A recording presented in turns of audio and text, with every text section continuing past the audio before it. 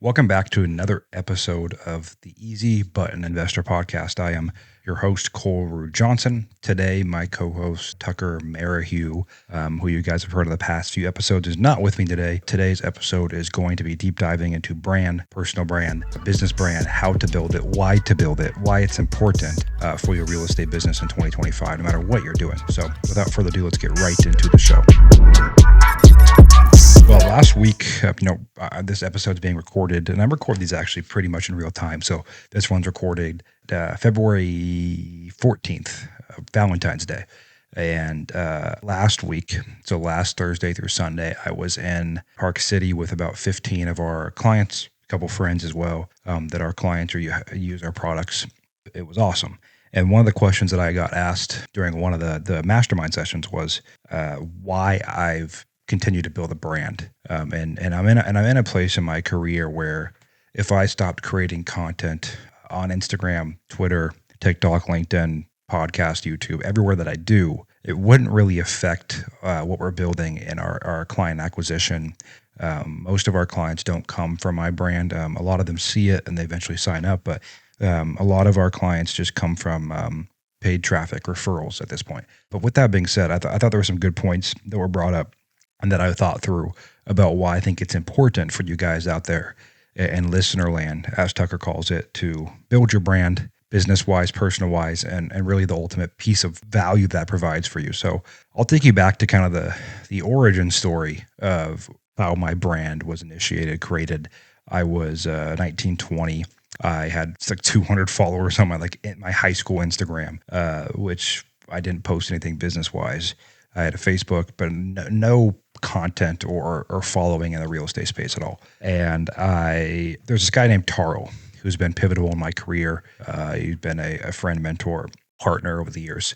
And he was one of the larger investors in my market. If you guys don't know Taro Yarber, he is a decent sized figurehead in the flipping house investing space. He runs a couple huge events a year, does a lot of stuff with Brandon Turner.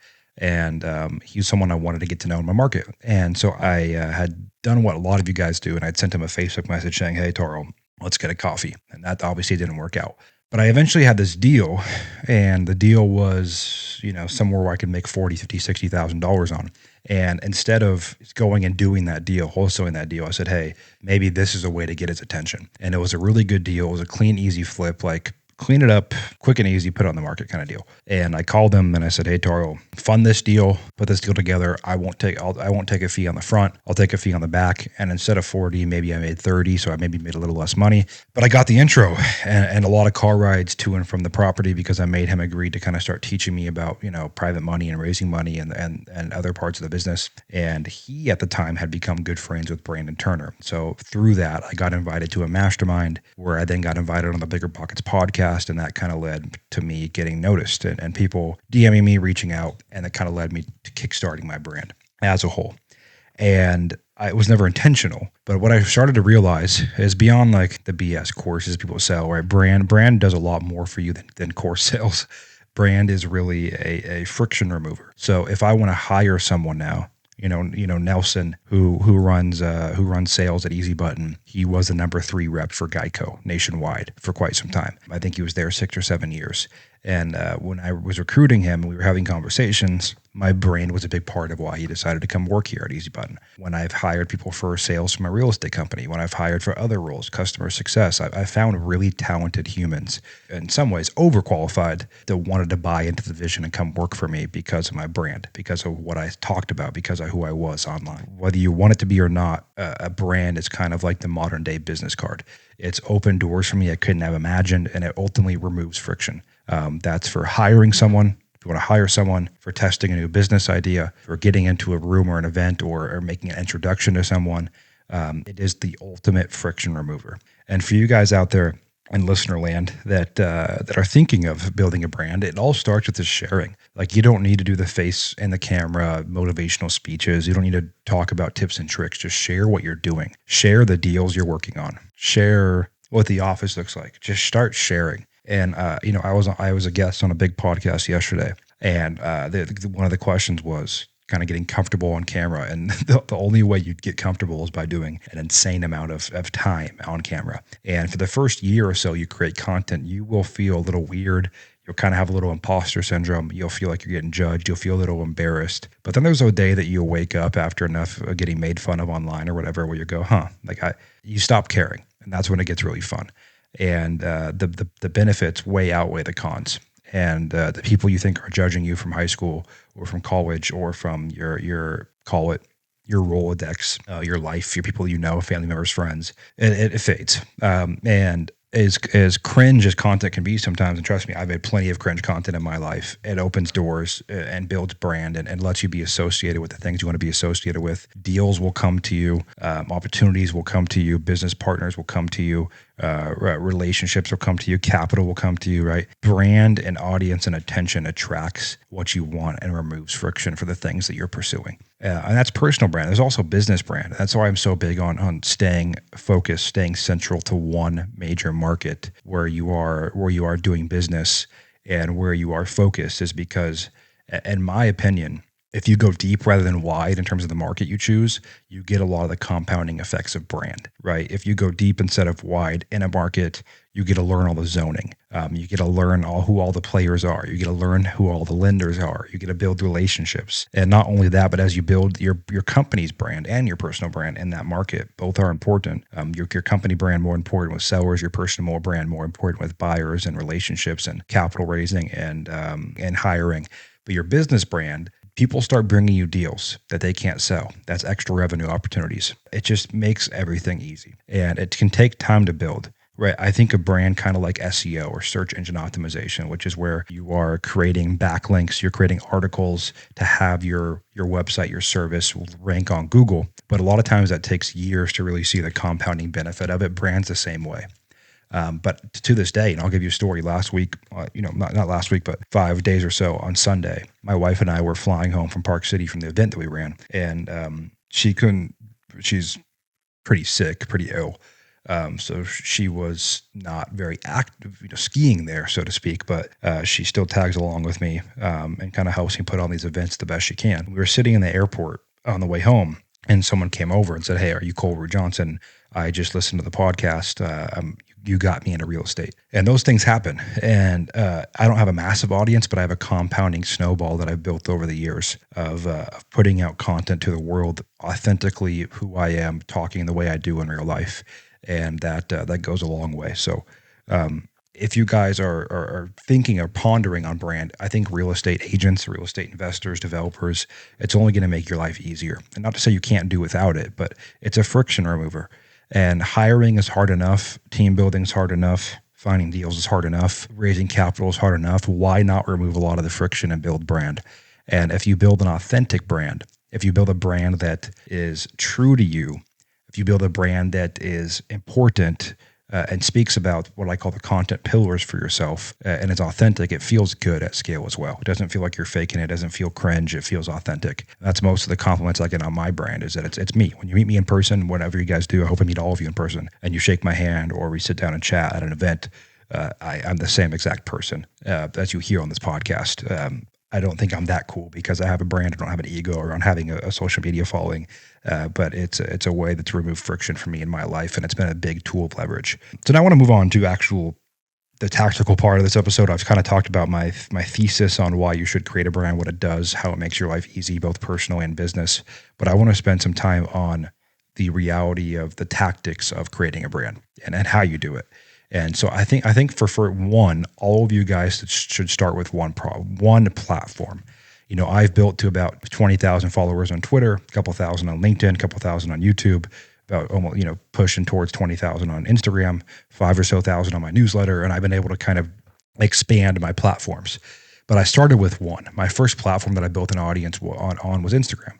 I think all of you all have so much going on in your day that the first thing you should do is just choose a platform you're going to share about your life on, and start with one platform and get some traction, create some content, share with the world, build some connections.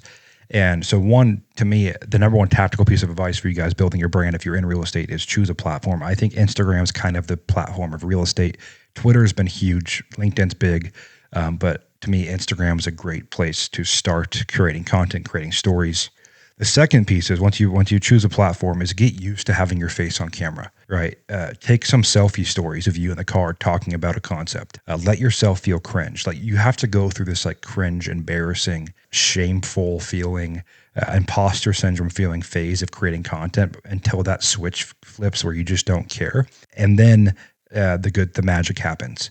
And so just you have to start the snowball. It's like the first time I went on stage and spoke, whatever, 7-8 years ago now, I was like pissing my pants going up on stage. Tarl, who I talked about earlier this episode, he made me go up on stage at an event in front of 60, 70, 80 people.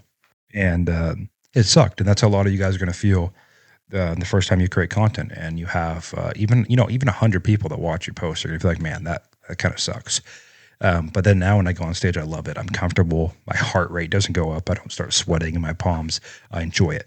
But it's only because I've done so many reps at that. And you have to put the reps in to really get comfortable there. So couldn't speak enough about the first part, the second part, choosing a platform and just getting the reps in, putting your face on camera, getting uncomfortable, getting through that phase.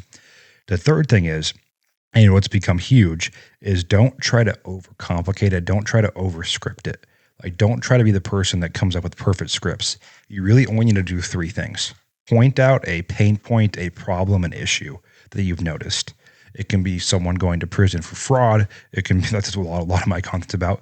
It can be for, it can be about interest rates. It can be about finding off-market deals. It can be about doing, Airbnb the right way. Whatever the problem is, push on the problem whenever you start a piece of content. The second thing is share a story, right? Share a story about how you came to realize that problem, a problem you're facing in your business. It's correlated to that, but share a story. And then third, point out a resolution or things that you're trying. And then fourth, tie it all together. So if you identify a problem, you tell a story, you suggest solutions, then you identify and communicate tying it all together and how you're resolving it. That is a complete piece of content, whether it's a short form, a long form, a story. That's how you create it. So 1 is choose a platform. 2 is get used to being on camera and your voice out in the world. And 3 is start making some content using those couple pillars of content creation. And then 4 is choosing your main content pillars. So like for me, my main content pillars, I talk about finding real estate off market. I talk about growing an actual business and systemizing and scaling. I talk about kind of fraud and deceptiveness in our space. And then I share some personal funny stuff. Those are kind of my 4 content pillars. So decide the kind of 3 or 4 things that you want to be associated with. Because again, a brand is what someone associates you with. For me, when I meet someone, they associate me with finding off-market real estate investing. That tends to be what people associate me with, but you can't choose a million different things. So choose 3, 4, 5 things that are your pillars. And last but not least, don't try to schedule it too hard. Like the people that I know that struggle with content are the ones that try to have some perfect process in place for making the perfect piece of content. For me, the content that's always done the best is the content I just I have an idea and I put it out there. And it does great. Anytime I try to overscript it, overthink it, it just doesn't tend to go well. So create content that is genuine and authentic to you.